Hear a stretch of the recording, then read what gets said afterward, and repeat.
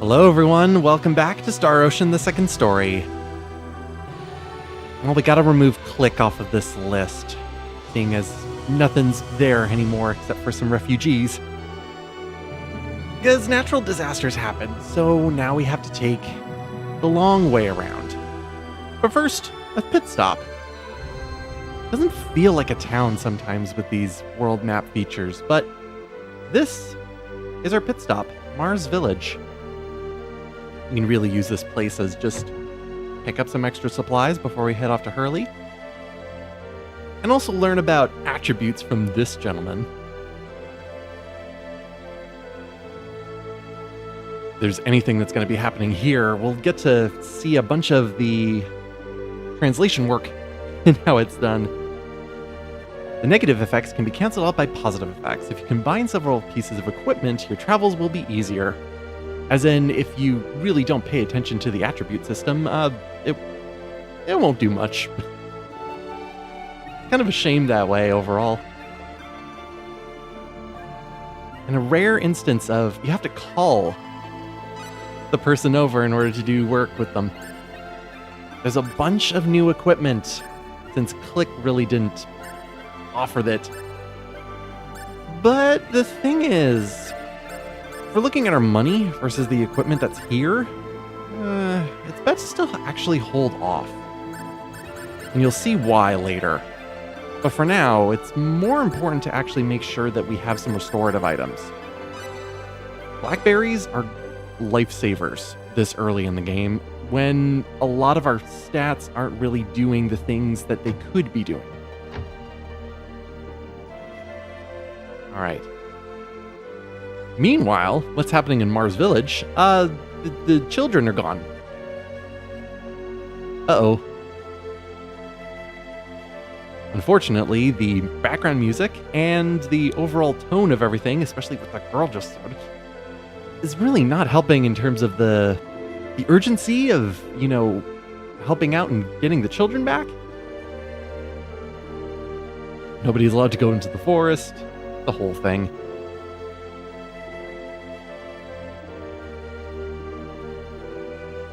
Oh, there we go. Some person there who has some actual concern. Thank you. At the same time, this is a magic town. So yeah, why wouldn't the children just immolate the bandits? This old man is also kind of important if you want to keep going with the pickpocketing idea. If you pickpocket from this old man, you actually get a one-of-a-kind item from him, just called the treasure chest. What does the treasure chest do? When you open it, you get a random assortment of 3 items from a set list.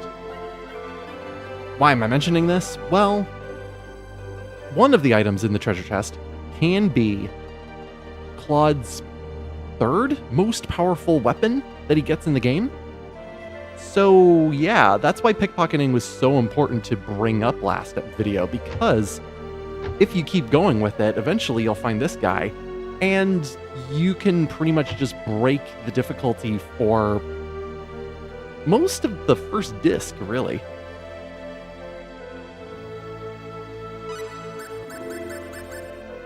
Of course, we're not going to do that. It's more fun that way. Nah, I don't need produce. But again, urgency. She's just managing her produce store, which she gets a wonderful building all to herself for that one.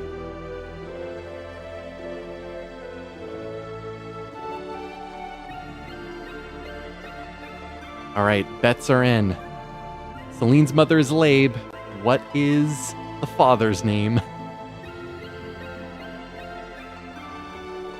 Also, here's some better dialogue. It's so stiff. Yes, this is my hometown. So, Celine, you're from Mars. Wonderful, wonderful way of doing that. Anyway, let's move on and get into what's actually happening here. The fun thing about this is that this whole thing is optional. You could just head on to Hurley and just miss this meeting. Nothing has been worse than this. I bet not. Also, great sitting A lot of the ways to hide things doesn't really work when it comes to chairs. I mean, on the other side of the table, yes. But here, not really. Also, sorry if you thought that Celine's father was named Astro. Would have made sense, but nope.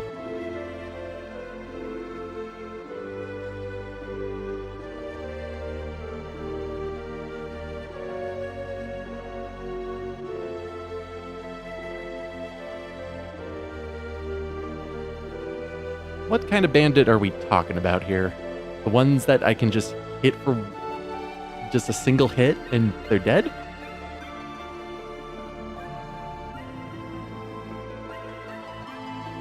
Well, the Book of Secret Seals is more important than the 500,000 full because we can use our skills and put them into playfulness and maybe come up with that amount of money on our own. We might do a little bit of grinding, but that's about it.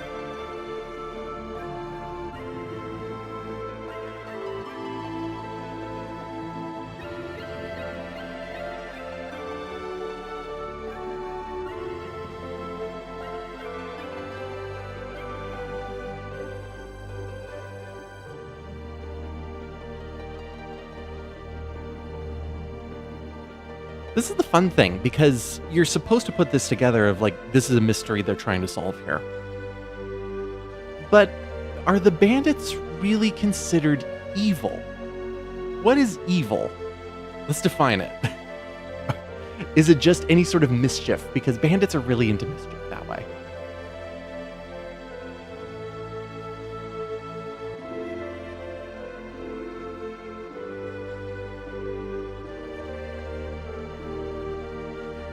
It's a cool idea.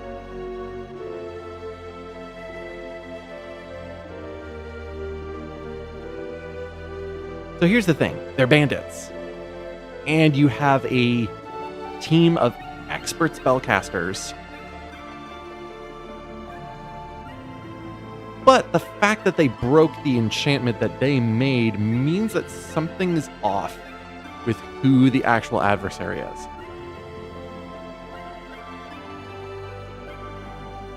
Because yeah, they're bandits. This should be an easy thing to sort out. Not to mention, putting the children in the crossfire is not a great thing either. Then again, you can look at the picture that's in the background of just like two people surfing. It's great. Oh, by the way, there's this other person who's been at the table who has just been sitting around as we rehash this for our 3 people.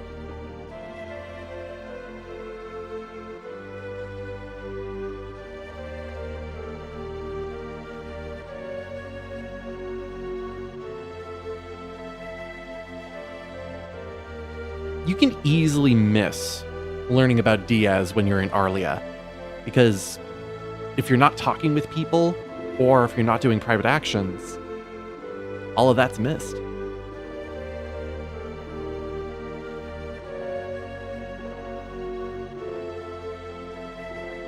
It doesn't look actually like they're surfing, it looks like they're more on rocks.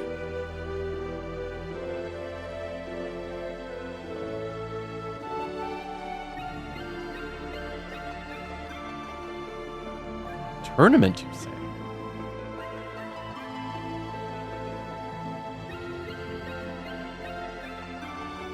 So is this an internal matter that should be solved within the village, or do we get someone outside in order to handle the village's concerns?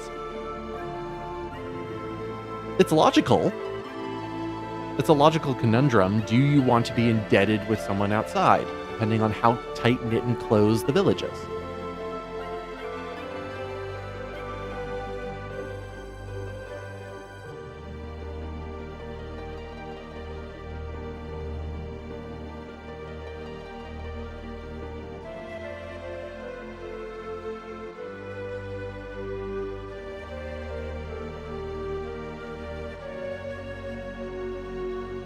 I'm really unsure about her training, because I think this is like the only time that she mentions it.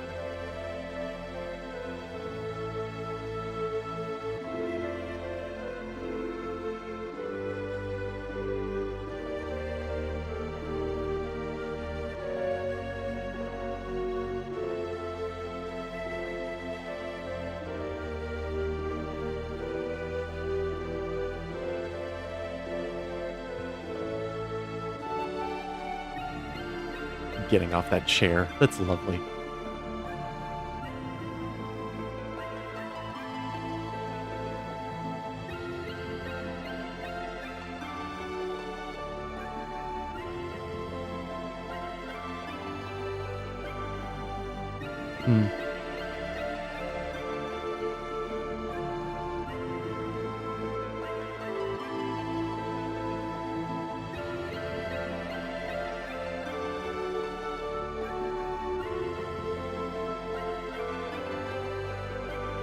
Yeah, if there's anything about this overall conversation here, is that in terms of the context and what they're saying, it's pretty good and thought-provoking. The problem is that it's just so stiff.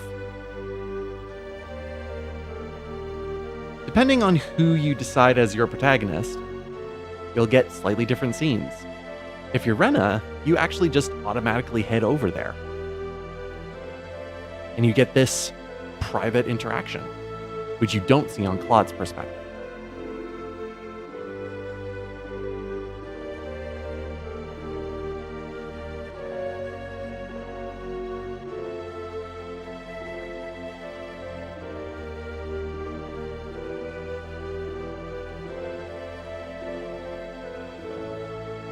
We need a fourth person. I mean, we need more than 4 people, but hey, we are 3 people and there's an empty slot in our current party.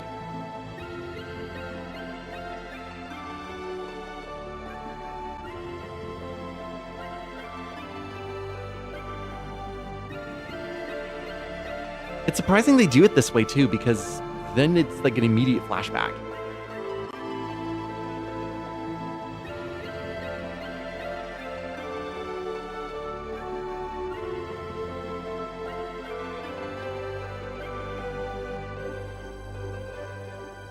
And at least they piece together the relationship that Rena and Diaz had a little bit.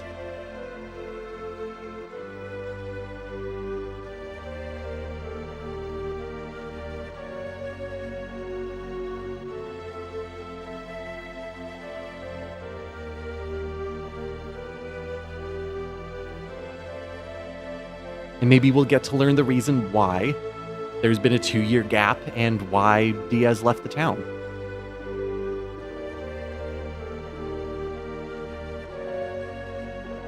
I mean, there's other ways in order to learn this information, like you can learn a little bit from the manual if you have it, but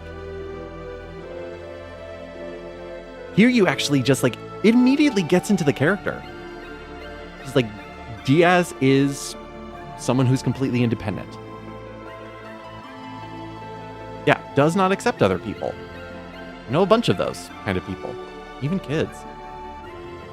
They want to be able to do things themselves.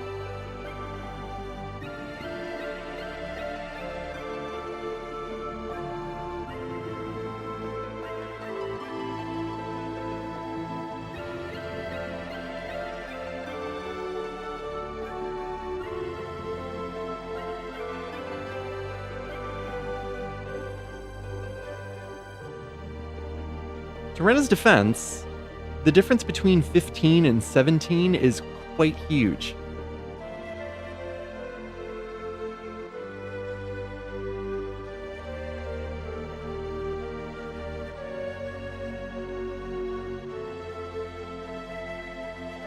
Also, the word of the day is going to be encumbrance. Pay attention to how many times they use that word.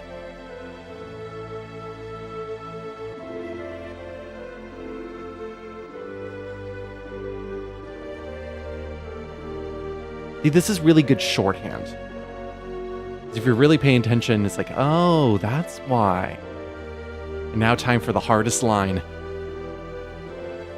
Oh, can you feel the urge? Oh, he's so urgy.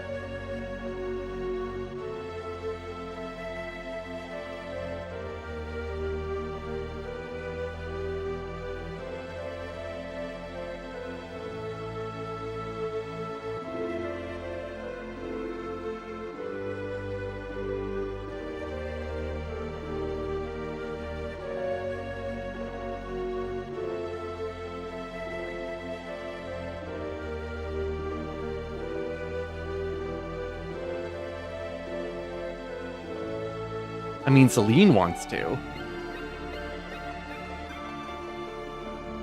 This is really a section of the story where Claude takes a back seat. And I can see why, if you have Claude as the main focus, this part really feels like a lot is missing from it, because this is definitely a Rena perspective story.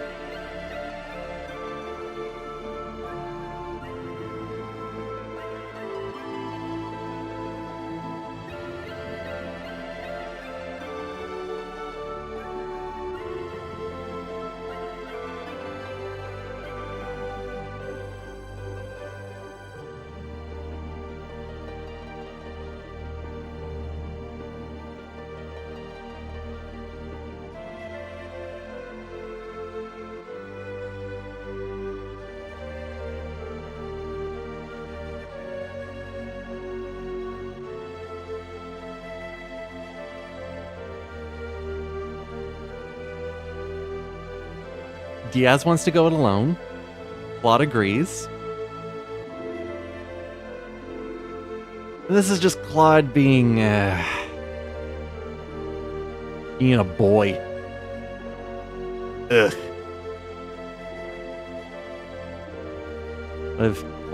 But it's also Claude just comparing himself to Diaz, even though he hasn't seen his skills at all. He's just going like, oh yeah, he's the greatest swordsman. Everybody knows of him. Sure. Also, it's funny that they use the term D-Day. Like, sure. The planet Expel had a D-Day. Oh, little Claude feeling so inadequate.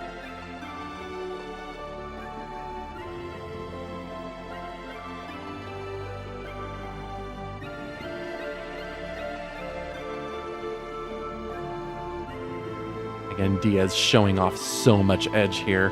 There are things you can see without looking. I can tell from your aura, from your body language. It's crazy.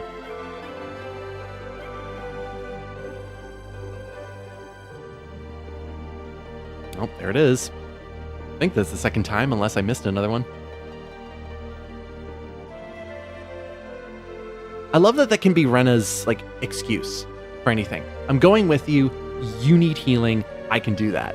That is my job. It's a fantastic persuasive line because, yeah, otherwise you're going to be just choking down blueberries all the time.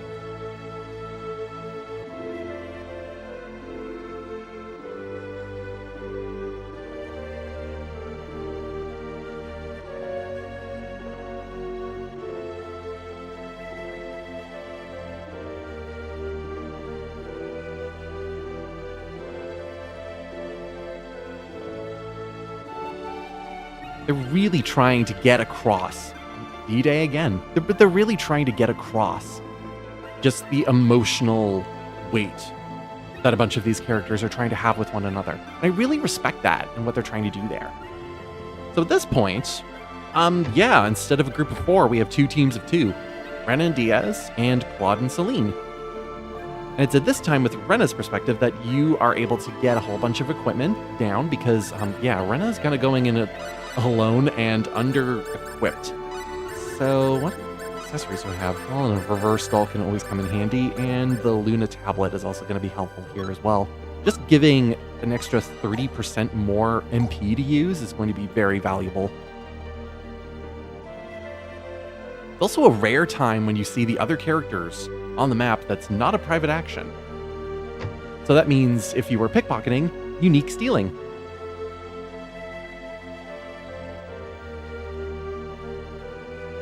We cannot do anything. You're just choosing not to. Now, the other problem with this is that you have the Master and the Elder over there, and I thought you were able to talk to them, but I guess, as Rena's perspective, you just can't. You keep swiveling over here, and I just cannot talk to them whatsoever. I thought you could, but when Eggless is blocking the way on the back there, and over there, it's just like, no, I have no reason to talk to you. Also, some valuable equipment over back here, like the sour syrup and the purple mist. The purple mist specifically is let's say, an okay, very early game accessory. What it attempts to do is make it so that you are able to escape quicker from battle, which is quite helpful. Not so much for Rena's perspective, but it is more effective for Claude's perspective, and I will explain why once we get there. Other than that, I think we're good, because I did buy those blackberries on this side. So all we need to do after this is just go back up, talk to Diaz, and go to bed in the inn, I guess.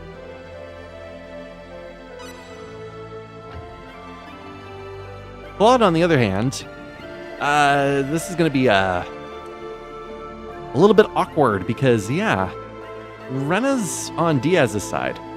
So that means we have no healer in our party. That'll make things a little bit more interesting to work with. I love that guy was also saying, he's like, well, we already have the ransom money. I'm like, why do you even mention ransom money if money is no problem? Just gotta write it. You put in ransom money as a point in your plot and then just write it off. I don't know, that's annoying.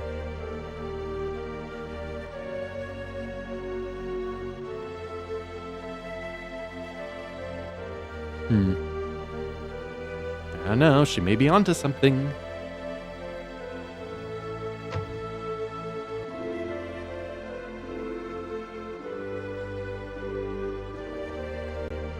Yeah, you're right. Maybe keep that in mind.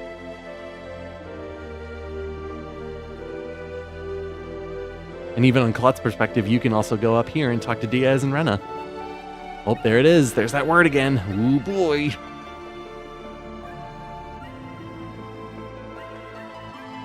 Yeah, they both share the same kind of things. Claude says, leave me alone. Rena says, leave me alone. Ugh. So great to one another. So if Rena and Diaz are in the inn, what do we do in order to pass the time here? Now, the Elder is in a different spot, but that doesn't mean that we are able to talk with the Master again. We just can't talk with him. Suspicious. Anyway, let's pick these up too, because again, Purple Mist is going to be more helpful for Claude and Celine than it is for Rena and Diaz.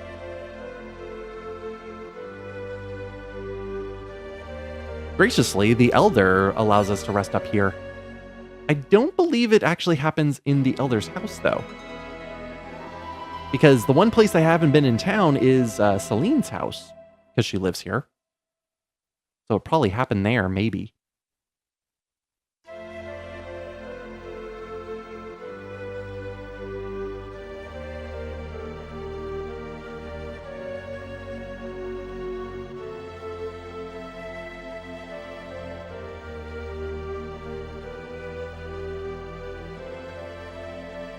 But I wanted to see them anyway.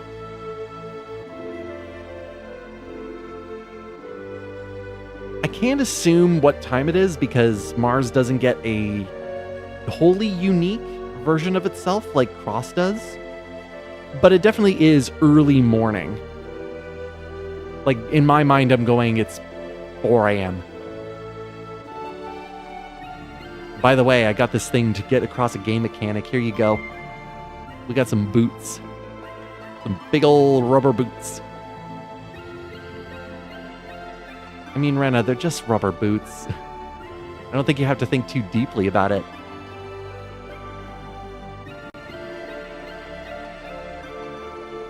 Isn't it great to just watch Diaz's hair just move as one singular entity? Very 90s anime.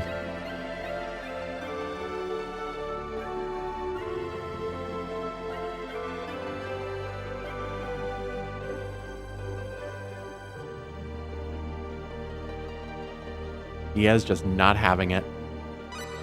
So, if you look at the immediate stats there, yeah, Diaz in our party makes it a little bit of a cakewalk coming up. You can see all of his equipment there. His stats are definitely going to be a lot better than just Rena on her own. Level 35. Kind of ridiculous. Look at all the equipment, and a very unique piece of equipment as well, that mind ring. Because whoever has it will slowly replenish their MP during a battle. So if a battle is really long, that actually works out in our favor. And the more MP you have, the more you also regenerate. Yeah, unique in the sense that there's only one NPC, which is just the guy at the entrance to the forest. All the other doors are closed, so you can't even go in them.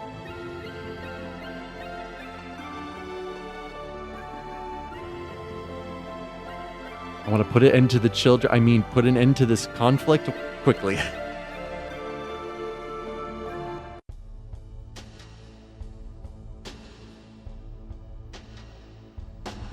Come, the time has come. Maybe that could have been reworded a little bit. All right. Now, in my mind, it's called the Heraldry Forest. I've never pronounced it heraldry, even though that's technically correct, because it would be Herald RY.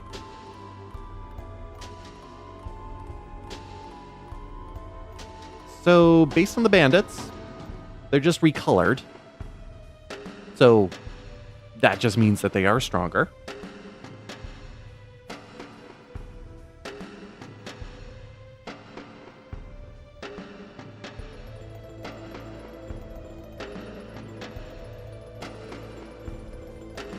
Sure.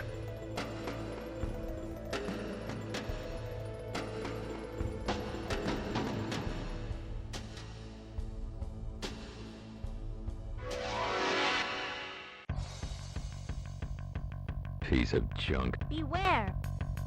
Very deep voice out of Diaz. We're just gonna let him do his thing, because at his level, he is not able to get hurt. His stats are too strong. Although we do have to pay attention to Rena, just in case she gets hit by any of the bandits. Oh, good. We learn a lot from Diaz just from him being in the party at all. And this is just a good opportunity for Rena to get some levels of her own. Unfortunately, Claude and Celine are not going to get any levels from this perspective. So they'll be a little bit behind.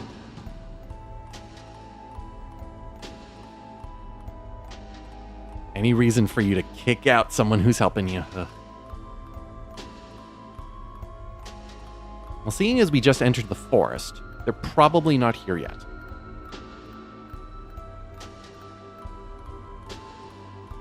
So this little dungeon, this little forest, is actually very simple and almost linear. It's just a series of playing around with 2D perspective, and sometimes you're able to go into the foreground or the background. That's pretty much it. And eventually you'll get into these scripted fights. Nothing crazy.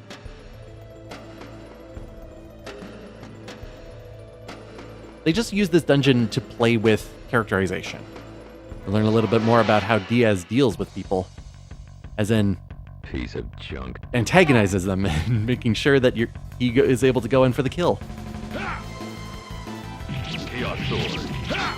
Air slash. So from what we learned with Diaz, his overall just regular attack is about the same speed as Claude, although his skills with the sword are a lot faster. Chaos sword and especially air slash, which both Claude and Diaz share.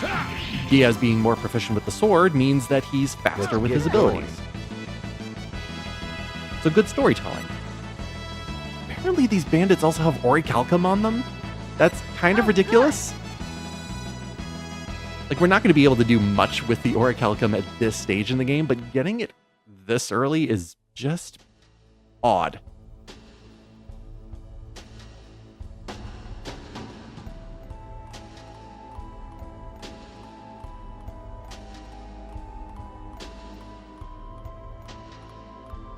What I said was true.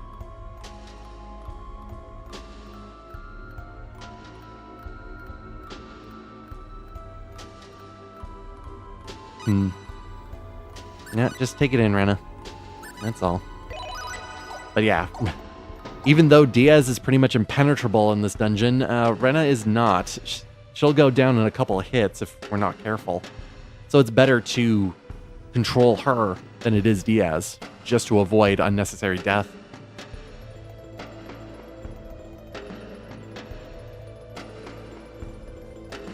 Just in case you weren't wearing the mud boots yet, now it's going to tell you to wear the mud boots. It should be a better piece of equipment to give Rena a little bit more armor. Well, it doubles it, so that's actually better. She's still going to get hurt, but not hurt as much. Just have to remember to heal up. I should just heal up now, but I can do it in fights. That doesn't mean that there's not random encounters. Oh, we got the worst one too, because this is actually threatening to our party. 5 Magiuses. Magi. So, on their own, they're not too bad, except for the spells they cast. If you're lucky, they will just be stuck on using Firebolt, but they also have the next upgrade to the spell Ray, Starlight. Starlight hurts, and it also has the ability to hurt Diaz as well, so he's not completely invincible. Oop, oh boy, that's actually not good. Hopefully, let's get some, that's not enough healing. Shoot. Okay, hopefully I have enough time to put in Cure Light. Oh, that was close. Yeah, so if all of the mages decide to cast Starlight all at once and chain you with it, then you have a problem. They also love whizzing across the battlefield as well, so sometimes characters will just run after them fruitlessly, even though they can't catch them until they stop. Yeah, very annoying. Very annoying. Oh, smelling salts. Actually very helpful, because that's a revival item.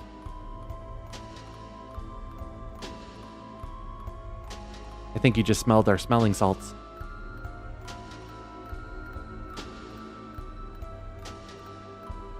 We don't even know where they are, and we have another team of 3, and I feel like you're not really protecting them at this point. How big is your bandit group? Already taking down 9 of you. Piece of junk. Bandit groups aren't usually this big. Chaos sword. Yeah, let's top up Rena. Chaos sword. Again, make sure that she doesn't get into trouble too much. But yeah, look how fast Air Slash can be. I want to help. Come on, Rena, you can help. There you go. Good job, Rena, stunning them. Waste of time. Another Ori Calcum. Great.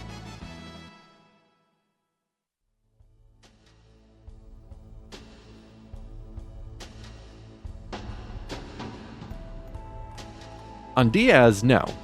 On Rena, yes.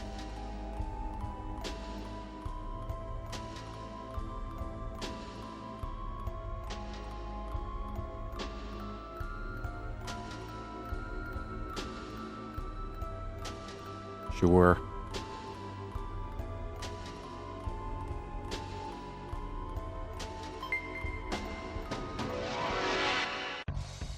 All right, what do we have next? You're in the way. Oh, just some reskinned lizard axes. All right.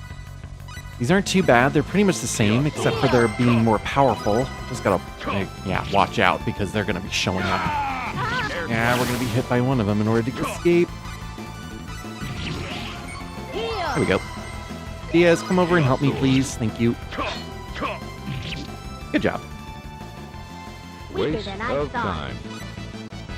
Oh, good. Now, I do want to get levels on Rena, specifically because of the boss at the end of the forest.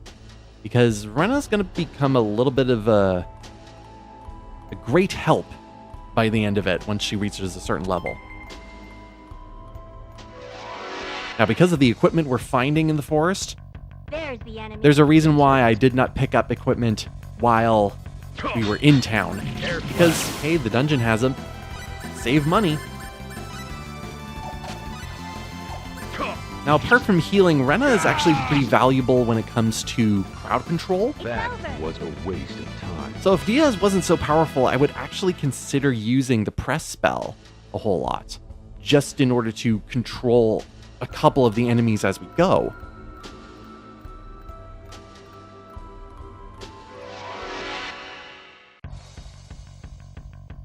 There's the enemy. 10 seconds. I was waiting for that voice line. 10 seconds. Air slash. Chaos If anything, it kind of reminds me of Wesker, specifically in Resident Evil 5, where you fight him and he says 7 minutes. 7 minutes. 7 minutes is all I can spare for the likes of you. Except Diaz is more powerful because he only needs 10 seconds. Oh, come on, Rena. Good job. Good job, Rena. Are you okay? Like, flanking can work some of the time, but as you saw there, it's like Diaz is going to be really pissed because you were constantly interrupting him. Huh. A child.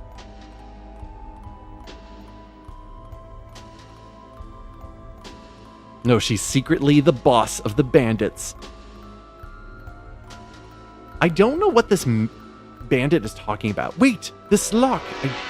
I feel like something was lost when translating that. There's the enemy. I feel like Cecile, the little girl, was able to break the lock on it, or like get through the lock somehow. So maybe that's what he was talking about, but I'm not really sure.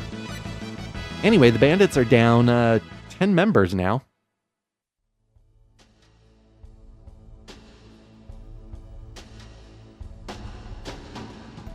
No, I was running back to where I was held. I was doing an errand.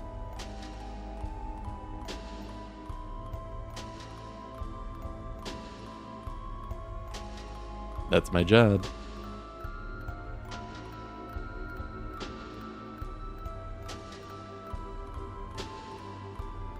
So grateful, Diaz. Thank you.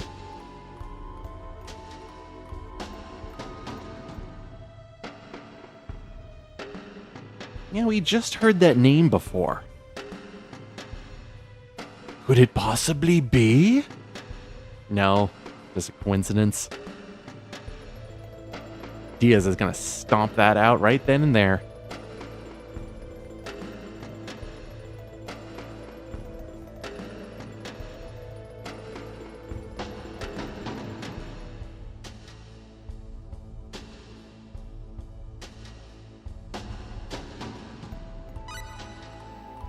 Okay, before we do that, I do want to get ready with Diaz for something else, because for the next boss fight, there's actually some better skills we can use.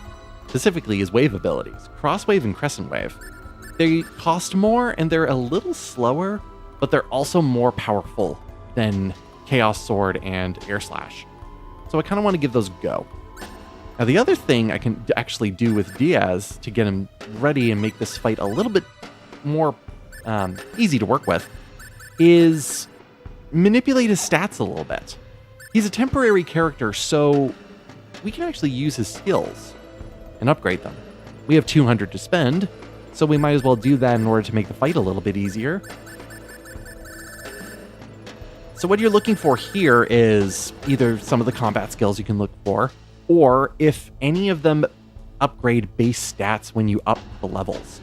So Kitchen Knife, for instance, every level you put into Kitchen Knife will upgrade his strength stat by 20. So if you look at his status, again, his strength is base 175 at the top there.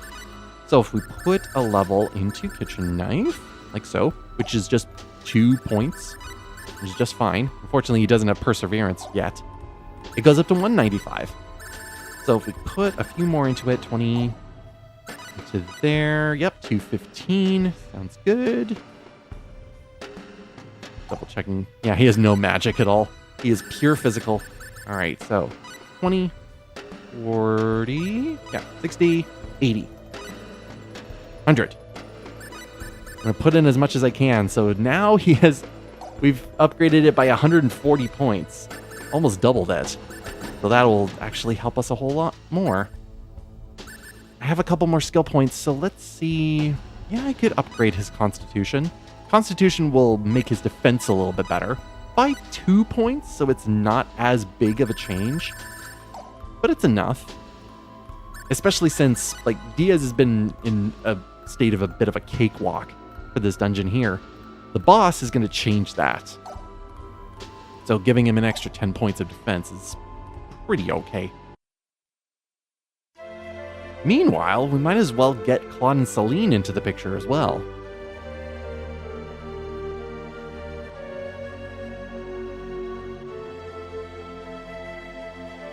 See, and this makes the most sense. Having people from the outside, and also Celine being in the inside as well, go in and we're able to divide and conquer. Keep the town safe, but also be able to go in and deal with the bandits inside of the forest. Feels like a better plan overall. Even though the master really doesn't agree with that.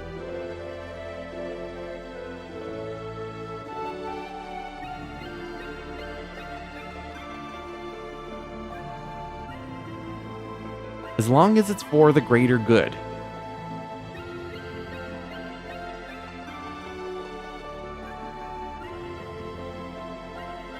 And also, let's not be hasty. We don't need to have any unnecessary casualties while we're in there.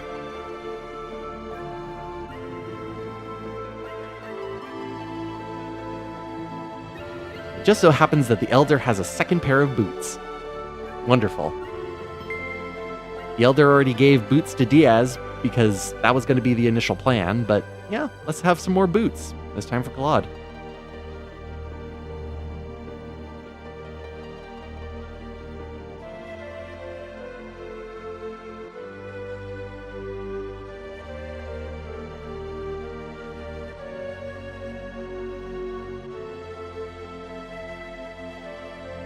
Now here's the awkward thing. Like, Rena or Celine goes in to Claude, which kind of assumes that you have control over Claude, but no, he automatically goes into the forest anyway. I don't know why they did it that way. I guess to just diminish animation time. Okay. So with Diaz, Rena kind of got the easy mode of this one. Claude and Celine are not going to have it as easy. Because neither of them are over-leveled.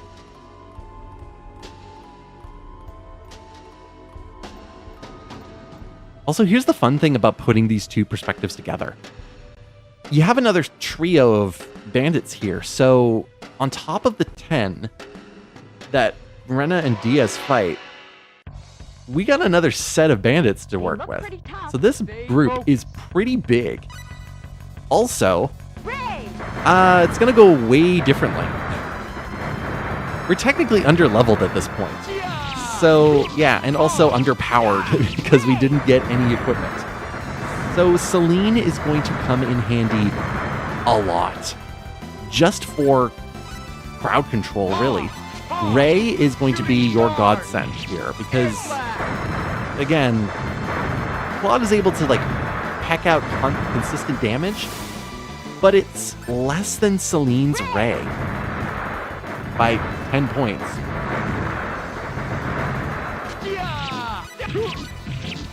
And again, they pack a punch too, so you gotta pay attention. The bandits will strike faster than Claude will, so yeah, you kind of have to time your ability in order to attack the bandits so they don't attack you first. You can't go further. You can't go freely willy-nilly because, yeah, that just leads to premature death.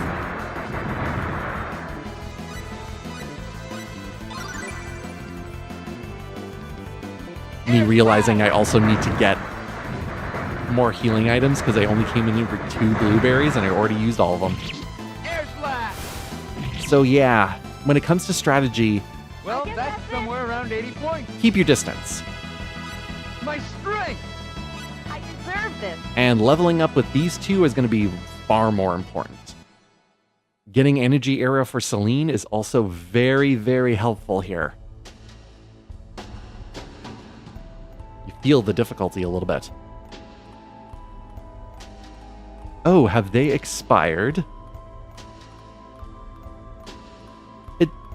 such a weird way of saying that. And I assume that they're talking about, like, it feels like they're talking about the bandits, and like, yeah, you just dealt with them. But I think they were also trying to talk about Rena and Diaz. It's like, no, they wouldn't have died. Everything's fine. So yeah, with Rena and Diaz's show, it's quite easy.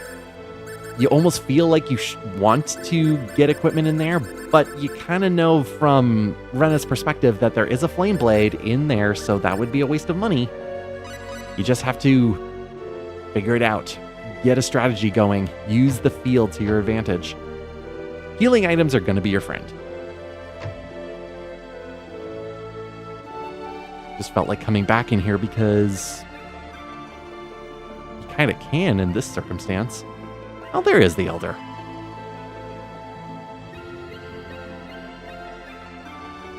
Okay, thank you, Elder. And it's also an opportunity to go and see Celine's parents in their house, all the way over here, one we haven't gone into yet. I love that their idea of keeping the village safe is just, you know, sitting on the couch and tending to the pot in the kitchen. No worries whatsoever.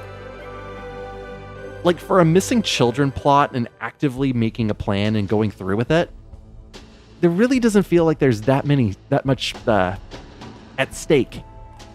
There isn't much tension.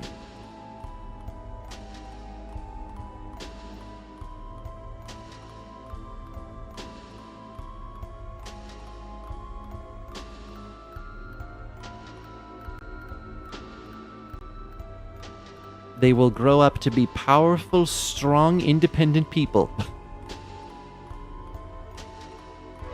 Like, Celine's really good with smack talk, too. They look pretty tough. Stay focused.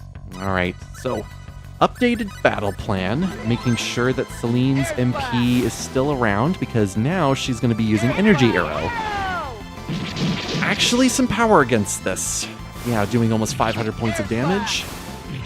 Air slash. Now, the thing to keep in mind is going to be the range, whether it's short or long at the bottom left-hand corner. And making sure that it's long to keep it out of distance here.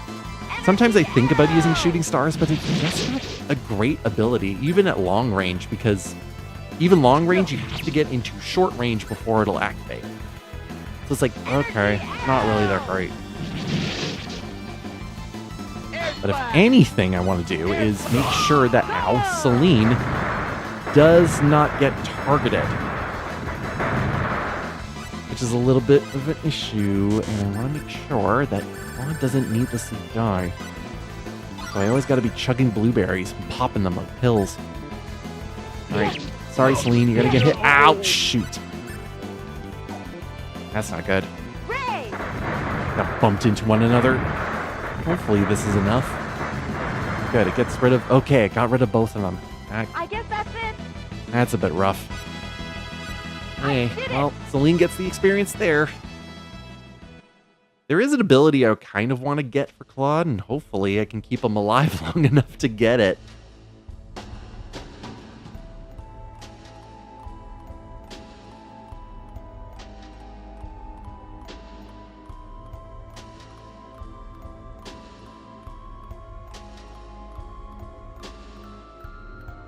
I don't want to talk about it. No. So yeah, there's just going to be multiple laps of going back to town, getting supplies, coming back in, and working that out. Especially when there's enemies like this also in the forest here. These guys are an absolute menace because they're flying enemies and work way too quickly. They are fast, and Celine is just not quick enough in order to cast her spells in order to get them actually hurting at all. And their HP pool is way too high too. They're the strongest enemies in the forest, and the best thing to do with them is just run. I think. These guys too are also in the forest. Like, there's some really strong enemies in here. Kind of throws the difficulty out of whack. Like, hey, you're supposed to like grind a little bit for levels from between Cross Cave and now? Oh, you didn't? Well, prepare to get hurt, because these birds have a specific attack that they love using that can potentially one-shot kill you. Air slash. It's whenever they want to get up in the air and they want to shoot their feathers at you. Yeah, so getting hit with one of those feathers, Claude was almost hit for 200 points of damage. And they have quite a range. They can get across the field like quite good. Celine's AI does not want to use Energy Arrow, apparently, even though that would be more helpful. Oh, this is bad. Yep. There's how it one-shot kills you. If you are point blank, you get hit with every single one of the feathers that get shot at you. Luckily, the reverse stall worked. There's no guarantee that the reverse stall will work and bring you back, but Shooting Star is really just not a good ability. You really get stuck in terms of your mobility, especially at short range. I guess that's it. I did it. Well, at least Celine's getting her levels. The other problem with it is that you don't get a lot of experience from fighting the enemies in this place. Like, there was only 300 experience for fighting 2 of those birds. That's only 150 apiece. That is not a lot.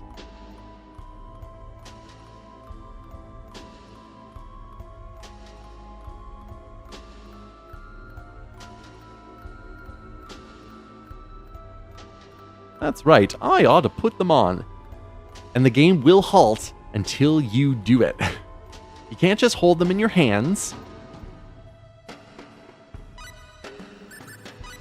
I knew a kid who was about 5 who said, yeah, I got my boots, and was holding them in their hands. I'm like, that's not how shoes work. There, you need to put them on in order to work. True story.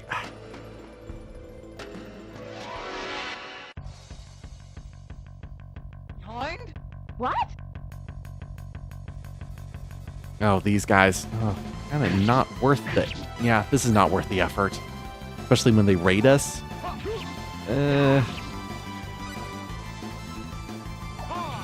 I don't think we're in a good position here. Like, if I start casting, they're gonna poke me. Claude is almost dead, and I don't think I'm gonna be able to heal him in time before he gets poked again. Yeah, this is not gonna go well. I don't even know why I tried to do Ray. Yep, Celine's dead. Okay, we should be able to get out of here, hopefully. Good. Ugh. Just ugly. And again, you don't get much experience from them, so you kind of have to pick your fights.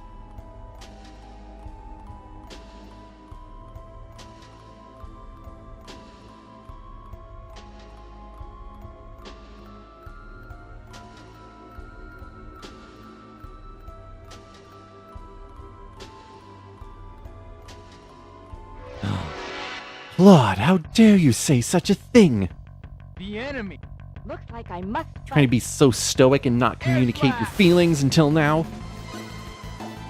Energy arrow. This is a weird fight Air because, slash. well, Ray. I guess the game took pity on... Excuse me. The game took pity on me for, I guess, poor performance and being underleveled, because you can kind of notice that the AI on the bandits is not doing too hot. They kind of think that something is in their immediate area that they can fight, because they constantly swat against something. Energy arrow. But it's definitely not one of the characters. Air slash. Especially when they're able to stay put. Energy Like, the arrow. chances of an air slash being able to connect to its Air slash. target on the other side of the field is extremely low. Air slash. But yeah, something's really was up with this one. You're too I mean, Really weak. I'll take it. I'll take what I can get. Including 3 Orichalcum, that's great too. Ah, we get the ability. Good. Head Splitter. A great early ability for Claude. Also just fun to use.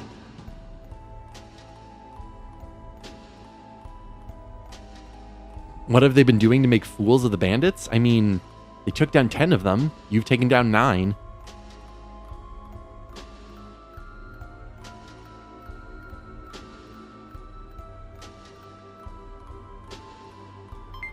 My only hope is I don't find any more seriously terrible enemies to deal with. Now, the thing I want to do first is get rid of shooting stars. Put Head Splitter on so we can take a look at what that ability can do.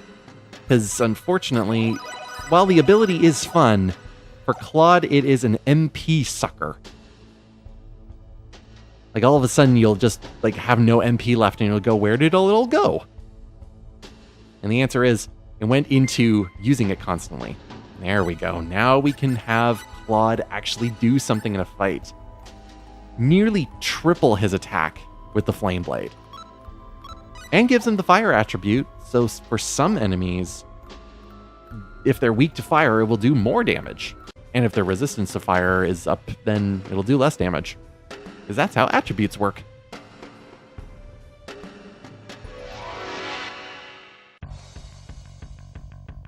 Here's the enemy. Things will work out. I think. Oh, we got a combination here. Helm Splitter! It is a fun ability because it is a great traversal tool for Claude. It's also strong as well, if it connects.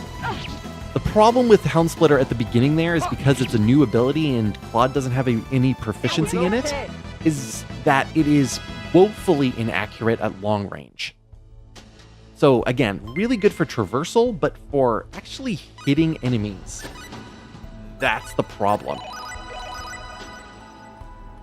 So get to using it, because once you put a lot of proficiency into the skill, then it actually turns out to be a solid piece to use. Where else would I be? Mr. Master? Who are you? Why are you Claude? Please remember what you were doing here.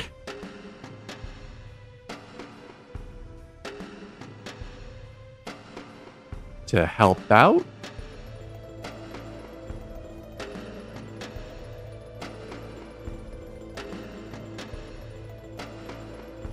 Well, they are a little further ahead.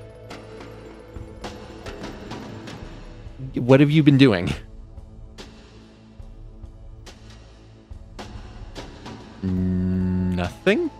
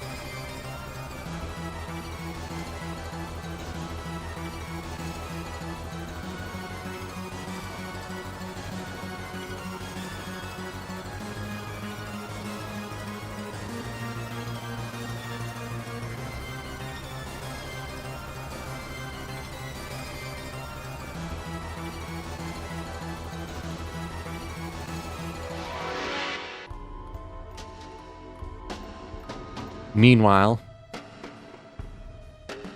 what's going on with the cabin? The cabin in the woods. I mean, with both parties defeating 19 bandits, how many more guards would there possibly be?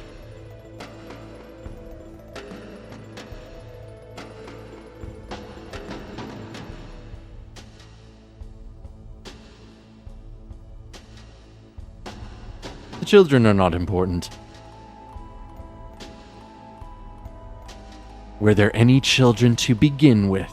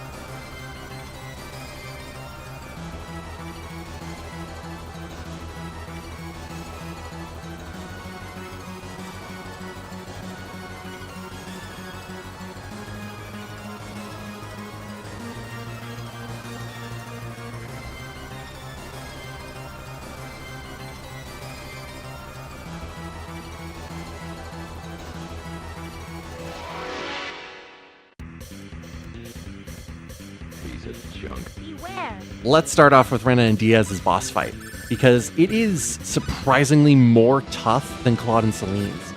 You have Examgal in the middle there. He is actually the least threatening out of the 5. The 4 shielders he has with him are far more dangerous, because they are the ones that can actually do a decent amount of damage to Diaz. Rena is going to be key for this fight, because Diaz, in order to get off a lot of his skills, whether it be Chaos Sword if you kept it on him, or any of his wave abilities, he needs to not get hit by the shielders. And the shielders' attack, which is just a shield bash, just pushing the shield right in front of them, is very quick. So Diaz can absolutely get overwhelmed during this fight. The other problem is that there's 5 of these enemies here, and even though one of them is not a threat, that still leaves 4 of them. And if any of them go after Rena, that's a problem. So the thing you kind of have to do with them is make sure that they're constantly interrupted with what they're trying to do. So Ray is going to be a helpful ticket. You just have to focus on making sure that Diaz's health doesn't go too far down, as I saw that one of the shielders is actually coming Rena's way. Unfortunately, can I get off another Ray there?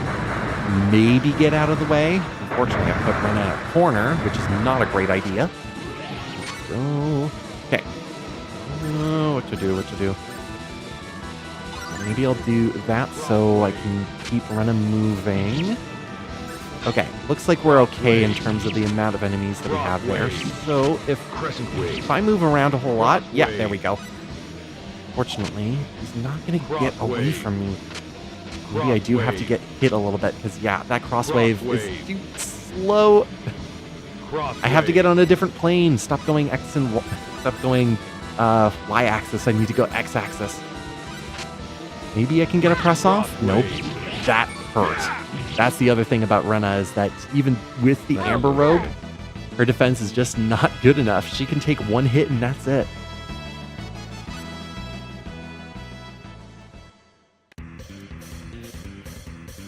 Bad.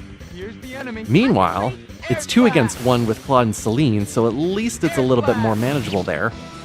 The unfortunate thing is, though, the problem is they still have the levels that they have. Now, Helm Splitter can definitely help a whole lot if... Ow. If Claude can actually land the hit.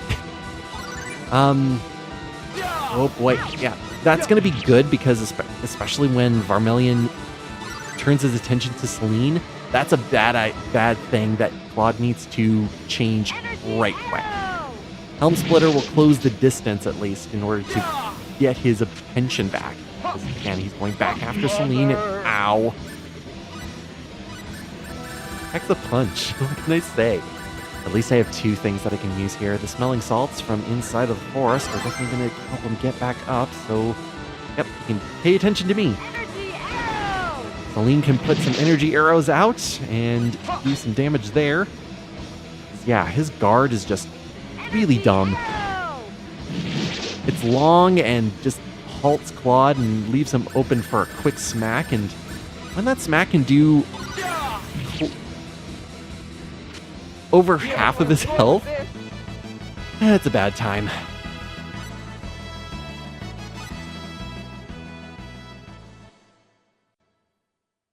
But we made it through. For Rena and Diaz, they get a unique key item, the hut key. Celine just over there, or Cecile over there, just going like, what just happened? Or I didn't see nothing. Alright, after that boss fight, we're going to do a tiny bit of cheating, because I am just going to strip Diaz bare. He doesn't need all of that equipment there. He can buy more. He has his own money. I'm sure he does. And that can go straight onto Claude, as he is tremendously underleveled once we get back to him. All right, how many kids? 1, 2, 3.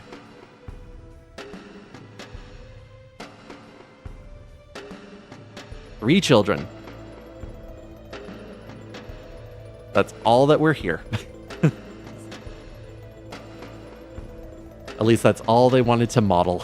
That's it. I don't know about you, but when it comes to PS1 RPGs, this scene, this overall landscape, is reminding me of another secluded cabin in the woods. Specifically the one from Chrono Cross, if you know that one. I don't know, same feeling that comes out of it. And even then, like, this one is worse because we can't even go inside of it. We open the door and everything. Thank you for rescuing everyone together. Are you gonna go anywhere? They were too stunned to move.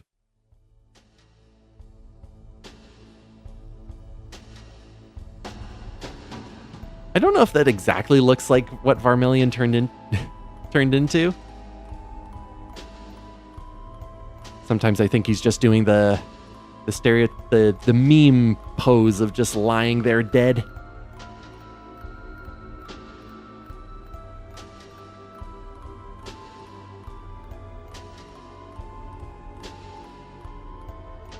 Says something about Celine wanting to make sure that the mission is complete before going back, even though her family is in trouble.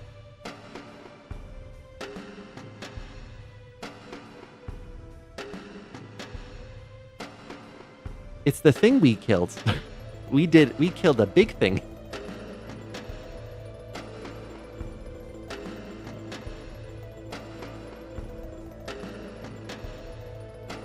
Rena, what? Claude, what are we doing here? This is definitely not a Claude story because he seems to be so checked out.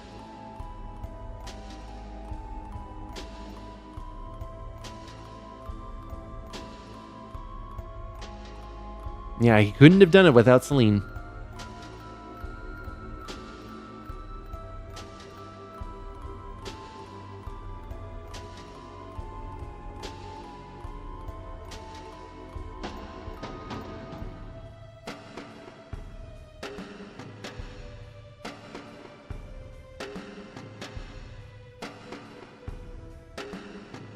He said it again. We got 4. We got 4, ladies and gentlemen. Encumbrance times 4. We will meet again.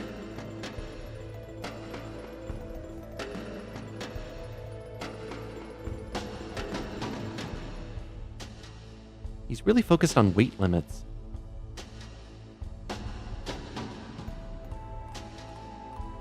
And even then, we got 2 mentions of the word prattle. You know, you just hear a word and then you just want to put it into your writing.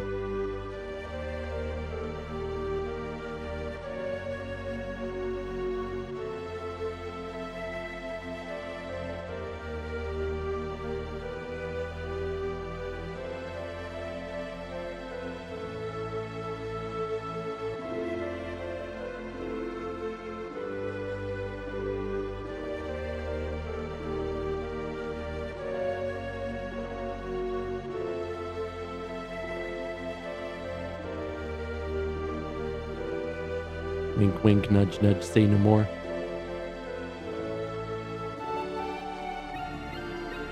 I'm much better. I can leave this bed. No, stay in bed.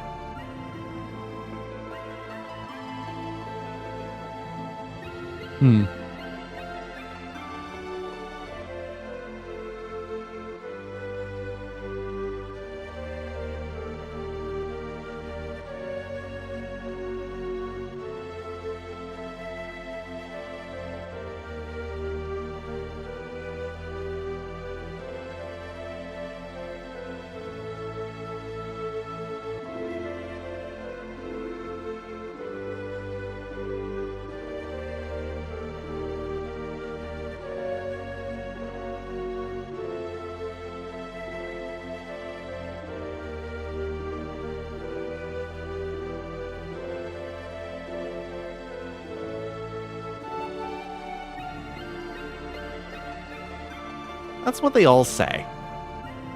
They get plenty of rest. Well, unfortunately, I don't have time to rest. I have so many things I have to do, and no one else is going to get it done but me.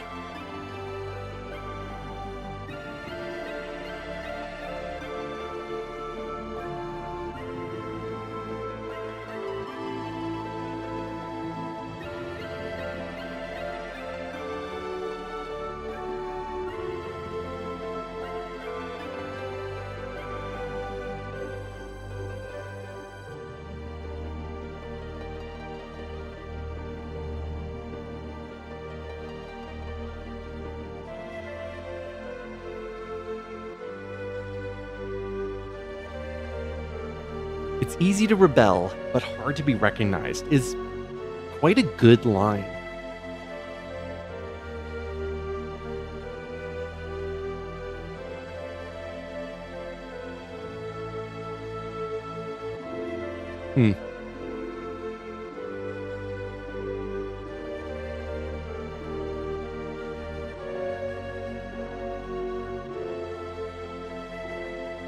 So here's the thing, bringing up the Sorcery Club again, Claude mentions the stone here.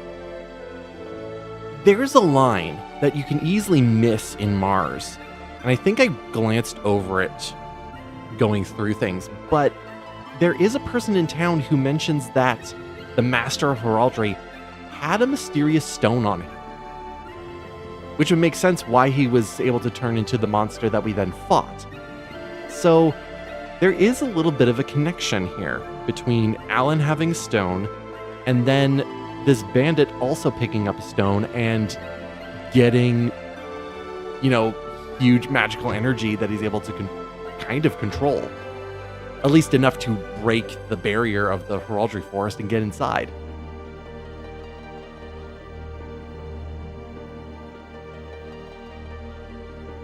And awkwardly, we're able to just kind of go around and talk to the townspeople and just, leave.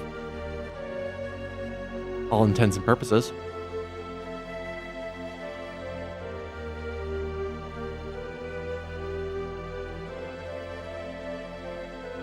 Like, our job is done here, and Celine should be with her family, I suppose.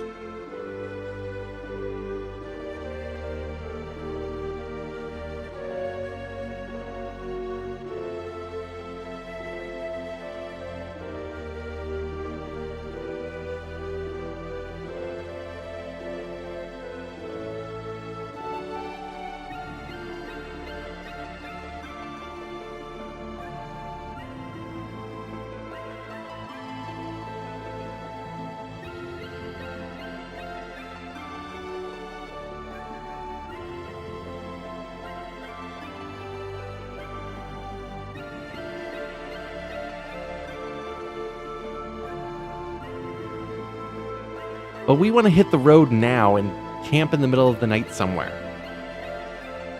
Like, that's kind of what I didn't get about their traveling kind of mentality, where it's just like, instead of setting off like at the start of the day, it's, well, let's get out of here before the sun sets, kind of thing.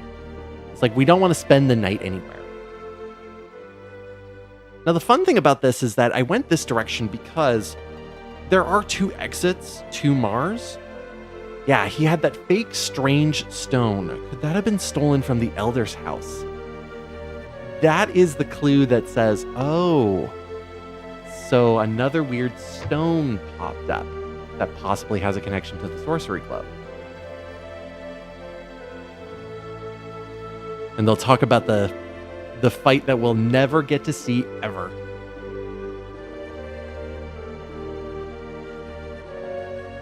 Diaz is gone, unfortunately.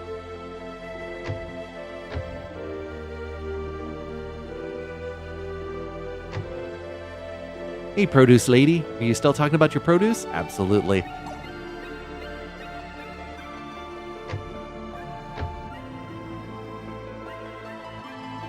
Yeah, it's weird. 3 kids, but it also has to do with the limited amount of NPCs you're able to show there.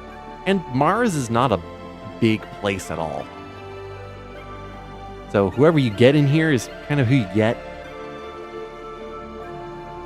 I didn't think that they have turned into masters of heraldry. Want to try that sentence again? Something's off about it to me. He was fighting with an imposter user of heraldry. Okay. I'm going to pronounce it that way because, again, heraldry is just... It doesn't sound right to me. And he doesn't say anything different there. Okay, fine. But at the same time, I should equip all of Diaz's stuff on Claude, just so he is ready for battle. There we go. He didn't get any experience in this perspective, so I might as well put the mind ring on him so he can use his abilities more often. It'll be more helpful. Now, is the Elder in here? Hello? Elder? You home? It's kind of an odd thing is that the Elder isn't even here. But what I missed is the bookshelves over here. The bookshelves will actually bring up either some history about heraldry. I was about to say heraldry.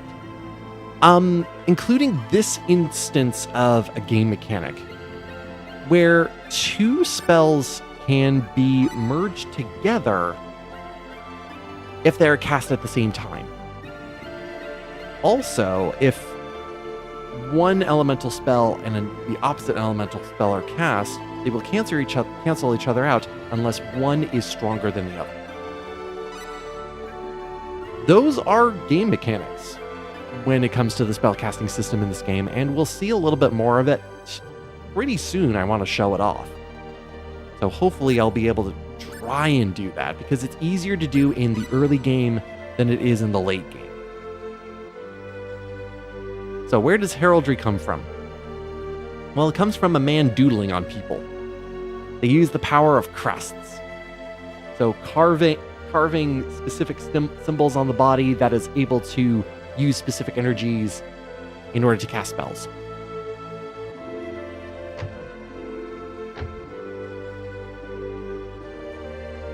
Now, I left on the left-hand side, so let's try leaving on the right-hand side. It's interesting why they kind of do this, because it shows what they were kind of developing for. Because if we leave the left-hand side, we got that specific camera angle. But if we leave this side, we don't. It's just the wide angle. No zoom in at all. Same dialogue, though.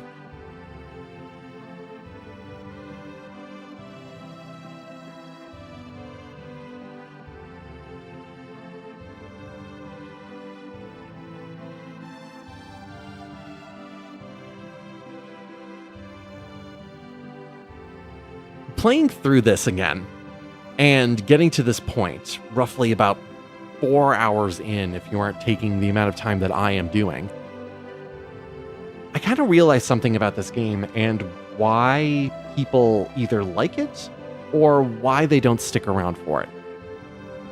And the answer is that it is surprisingly slow. And what I mean by that is from Arlia to Salva to Cross to Click to here, it is slow in that it's really a story that takes it almost day by day. And it stops at night and actually basks in that moment. It allows itself to slow down and have those moments of rest and talking, just like this, where we get information about the sorcery globe, and Eglis says from his perspective that it's a special energy, something that affects life and its surroundings. So whatever it kind of touches turns it into something else, manipulates it, distorts it, something like that.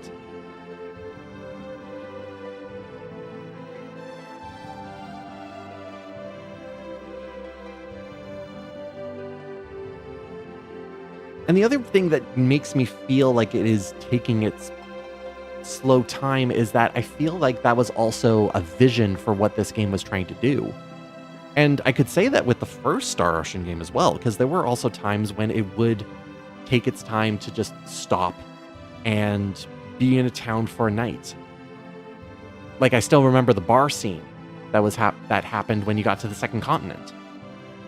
Whereas here, it's really kind of forcing you down the road of, hey, let's not be reckless. Let's not be hasty. Get as much information as you can. See the world.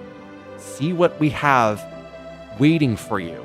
Because you kind of have to trust the game, and what it's going to show you is something that you're going to take and you're going to like. Because, yeah, we could have skipped and went to click and all the way to L and got completely destroyed overall, if that was the case. But no, let's take our time, go to the second continent, see some new things, have some adventures on this adventure.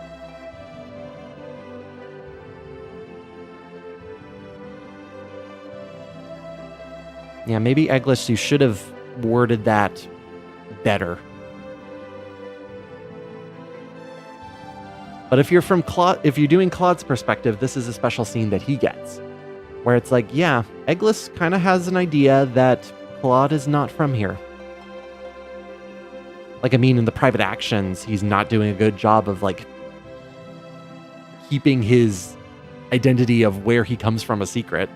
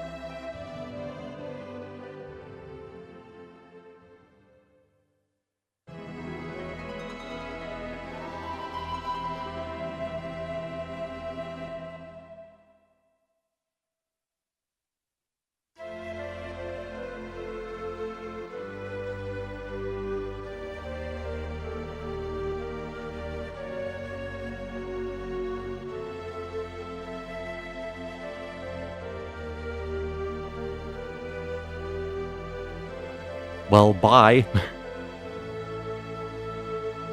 Let's leave with some more stiff dialogue and also just kind of give us a little bit of a checklist of what to do now. Since, yeah, we're going to go to L, but we're not going to go to L right away. We have to head over to Liqueur, and from there, what does Liqueur have to offer us?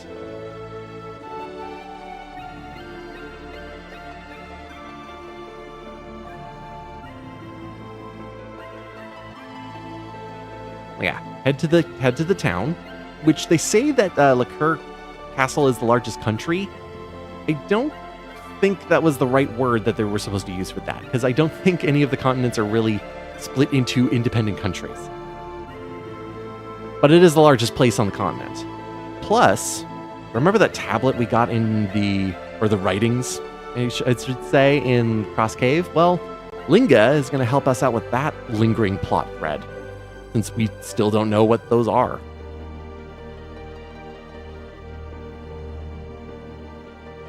So, head to the castle, then head to Linga. Sounds good.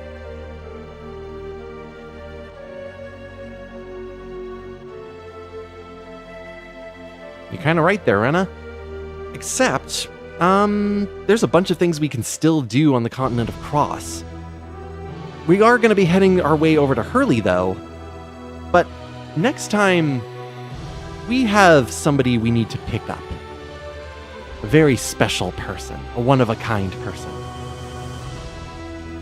So in a little bit, we will head to Liqueur. See you next time, everyone.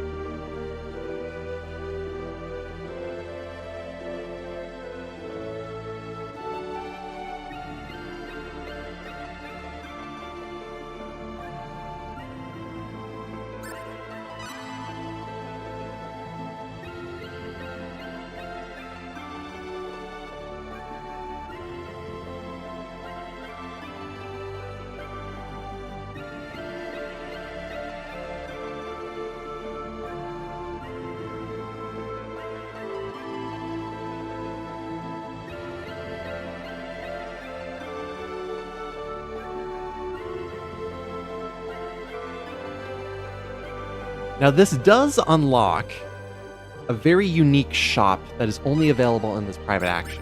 Abima's does have some accessories that are unique for this stage in the game. You do have a prison ring if you have Celine with you, and there is also a regeneration ring, which will be helpful if you really, really want it. But the prices could be a little bit off, and to be honest, you're not missing out on much if you decide to not buy anything from Abima. So pay attention to the amount of money you have, and don't feel bad if you take a look at this and go, oh, I should have bought something, because you're not missing out and it's not the end of the world.